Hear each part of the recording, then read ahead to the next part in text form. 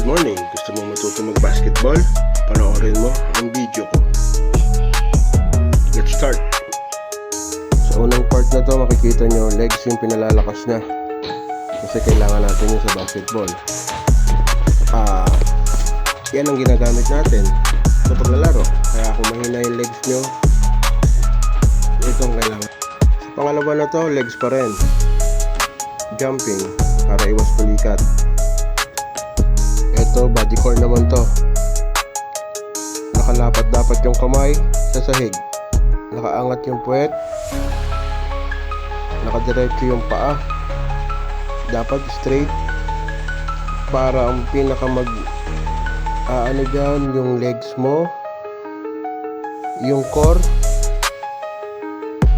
Sana may natutunan kayo. Like, share, for more. Mamba out.